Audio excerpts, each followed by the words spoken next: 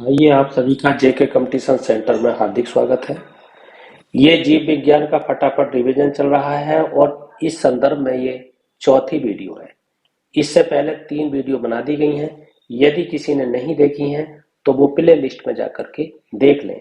इसमें उन्हीं प्रश्नों को शामिल किया गया है जो प्रत्येक एग्जाम में आने वाले संभावित प्रश्न हैं और बार बार एग्जाम में आए हैं।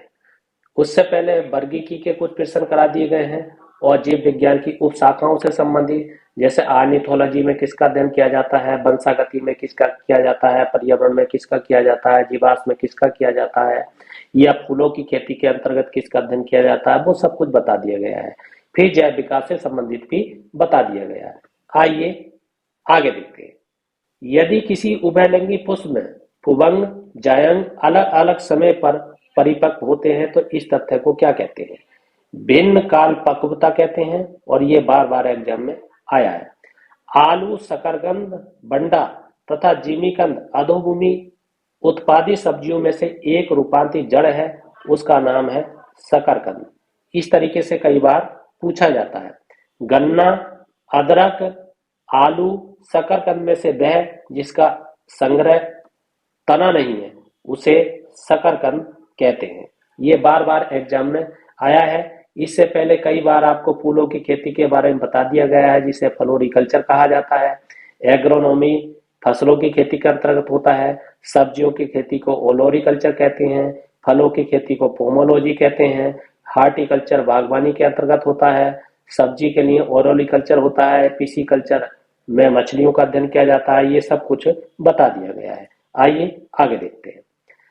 सलजम, अदरक, गाजर, शकरकंद में से वह जो तना है अदरक है। ये कई बार आता है, ये विकल्प में दिए जाते हैं। सलजम, अदरक, गाजर और शकरकंद विकल्प में होंगे और कहा जाएगा निम्न में से कौन सा तना है, तो अदरक पे आप निशान लगाएंगे। अदरक तना है, जड़ नहीं, क्योंकि इसमें नोड और इंटरनोड होते हैं। सरसों, गेहूं, धान, मक्का में से वह फसल जिसकी रोपाई की जाती है, ये धान है। इस धान पर निशान लगाया जाएगा। आइए अगला देखते हैं। अगला सुमेलन है। ये कई बार एग्जाम में आया है। ये वर्तमान में सुमेलित किया गया है। जैसे प्रकंद अदरक में होता है, स्कंद आलू में होता है, ठीक उसी तरीके से सलकंद लहसुन में होता है और घनकंद जिमीकंद में होता है। ये आपको ध्यान देना है क्योंकि ये बार बार एग्जाम में मिलाने के लिए आता ही आता है। आइए अगला देखते हैं। अगला भी सुमेलित पर आधारित है। ये कई एग्जाम में बार बार आया है। अदरक राइजोम होता है। केसर पुष्प की वर्तिका और वर्तिकाग्र होते हैं। अफीम अधपका फल होता है और सन जो है वो तना होता है। ये भी कई बार एग्जाम में पूछा गया। अगला भी सुमेलित पर आधारित है। अदरक प्रकंद है, प्याज मासल वर्ण है और आलू रूपांतरित तना है और नारियल आपका भ्रूण पोष है। ये आपको ध्यान रखना है। अगला प्रश्न है, गाजर, शकरकंद और नारियल तथा आलू में से रूपांतरित स्तंभ कौन सा है, तो आलू है। आलू है एक क्या है, कंद है, जिसे ट्यूबर कहा जाता है।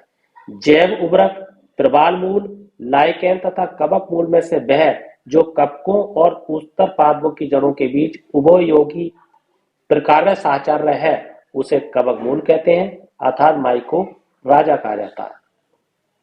माइकोराइजा एक सहजीवी संबंध है किसके बीच, कवक और पौधों के मध्य।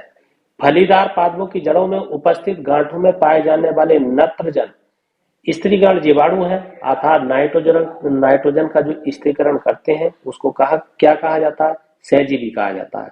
मटर पौधा क्या है, एक शाक है। तना काट आमतौर से प्रयोग किया जाता है किसमें, गन्ना प्रबंधन के लिए। लौंग है क्या है, लौंग बंद कलियां है।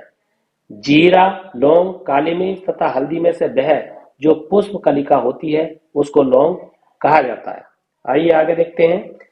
तना, बीज, जड़ तथा फल में से आलू का खाने योग्य भाग होता है, कौन सा होता है, तना होता है। आलू, मूली, भिंडी, शकरकंद में से एक फल है, कौन है, भिंडी को फल कहा जाता है। सेब, अंगूर, खजूर और आलू बुखारा में से सच्चा फल नहीं है, सेब सच्चा फल नहीं है। पादप कली है, किसकी? एक भूणीय टहनी है। कॉर्क प्राप्त होता है किससे? क्वेकट से होता है, जिसे ओक नामक पेड़ से प्राप्त किया जाता है। आइए आगे देखते हैं। लहसुन की अभिलाचनी गंध का कारण क्या है? सल्फर के यौगिक होते हैं। प्याज के छिलके उतारने पर आंसू आते हैं क्योंकि प्याज निष्कासित करता है सल्फेनिक एसिड को। जीवन चक्र की दृष्टि से पौधे का सबसे महत्वपूर्ण अंग कौन सा है? पुष्प है, क्योंकि उसमें आपको दिया जाएगा कि पुष्प है, पत्ती है, तना है, जड़ है, तो आपको पुष्प पे निशान लगाना है। मिर्च की तीव्रता का कारण क्या है? यानी मिर्च से जो गंध आती है, तीखी गंध आती है, तेज गंध आती है, उसका क्या कारण है? कैप्सेसाइन की उपस्थिति के कारण मिर्च की तीव्रता पाई जाती है। अगला है रेशम का कीड़ा, जिसे सिल्क वर्म कहते हैं। अपने जीवन चक्र के जिस चरण में वाणिज्य तंतु फाइबर ऑफ कॉमर्स पैदा करता है, वह कौन सा है? कोशित है, जिसे प्यूपा कहा जाता है। रेशम कीट जिन पर पनपता है उसे क्या कहते हैं? शहतूत की पत्तियां होती हैं।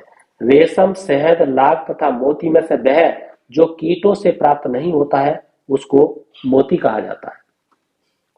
आइए आगे देखते हैं।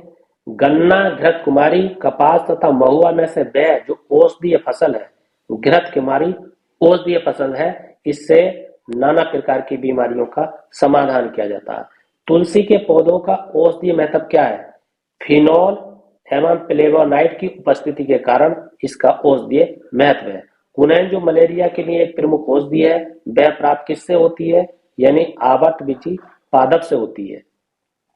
मलेरिया रोग की प्रभावी औषधि कुनैन का निष्करण किया जाता है किससे? सिनकोना की छाल से किया जाता है। मलेरिया निदान हेतु आर्टीथर नामक औषधि प्राप्त होती है, किससे होती है?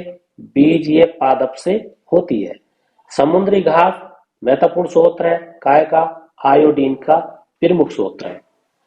आइए एक सुमेल करने के लिए है, ये मिलाने के लिए बार बार आता है कि दो एक तरफ मैच होगा, दूसरा उसका सूत्र होगा।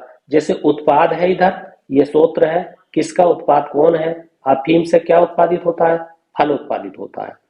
और आपका ये आपका मिटा हुआ है, कुछ स्लिप होगा, रबर तना होता है। कुनैन किससे प्राप्त होता है? छाल से होता है। ये आपकी जड़ है, राइजोम। अगला है सिनकोना की छाल से प्राप्त औषधियों को मलेरिया के उपचार के लिए प्रयुक्त किया जाता था। जिस कृत्रिम औषधि ने इस प्राकृतिक उत्पाद को प्रतिस्पादित किया उसका नाम क्या है? क्लोरोक्वीन। कोरोना रोगियों के उपचार के लिए प्रयुक्त हाइड्रोक्सिल क्लोरोक्वीन एक कृत्रिम औषधि है। लाइकेन, प्रोटोजा, साइनोजीवाणु तथा डायटम में से जीवों का वह समूह जिसका डूबने से हुई मृत्यु का पता लगाने में महत्व है, उसका नाम है डायटम। ये आपको ध्यान देना है। तो साथियों, दोस्तों, मित्रों, यदि आपको ये वीडियो पसंद आई है तो इस चैनल को सब्सक्राइब जरूर कीजिए, लाइक जरूर कीजिए, शेयर जरूर कीजिए, कमेंट जरूर कीजिए। इसी के साथ आपका बहुत बहुत हार्दिक